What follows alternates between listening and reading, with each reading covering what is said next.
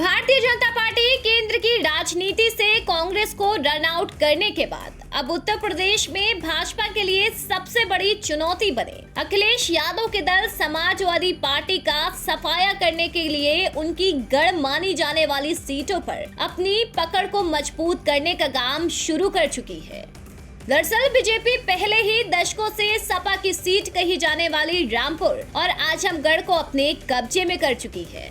गौरतलब है कि आजमगढ़ सपा संस्थापक मुलायम सिंह के परिवार की पारंपरिक सीट रही है, जहां से सपा के राष्ट्रीय अध्यक्ष अखिलेश यादव सांसद थे, तो वहीं रामपुर को सपा के कद्दावर नेता आजम खान का गढ़ माना जाता था। साल 2022 विधानसभा चुनाव में करहल और रामपुर से जीत के बाद दोनों ने केंद्र की राजनीति से इस्तीफा देते हुए सीट खाली कर दी थी।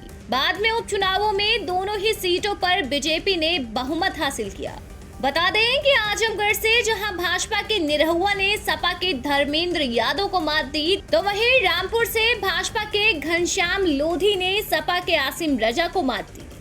इसके बाद रामपुर से विधायक आजम खान को कोर्ट से 2019 के चुनावों में भड़काऊ बयान मामले में सजा मिलने के बाद उनकी विधायकी रद्द कर दी गई और एक बार फिर जनता उपचुनाव के मुहाने पर खड़ी थी। आजम ने एक बार फिर आसिम रजा को मैदान में उतारा, लेकिन चुनाव में गुड्डू जमाली के एंट्री ने एक बार फिर चुनाव का पूरा रुख बदल दिया और जीत भाजपा उम्मीदवार आकाश सक्सेना के पाले में डाल दी। बता दें कि भाजपा उपचुनाव में सपा की गढ़ कही जाने वाली इन सीटों को जीत चुकी है, लेकिन भाजपा भी जानती है कि 2024 के चुनाव में इन सीटों पर जीतने के लिए उसे खासी मशक्कत करनी पड़ेगी, जिस कारण भाजपा अरबों की योजनाओं का लोकार्पण और शिलान्यास कर इन सीटों को अपने पाले में करना चाहती है। इसी के तहत मिशन 24 को लेकर भाजपा के चाणक्य कहे जाने वाले गृह मंत्री अमित शाह यूपी के राजनीतिक मैदान में उतर चुके हैं और कौशाम्बी आजमगढ़ को अरबों की विकास योजनाओं की सौगात दी।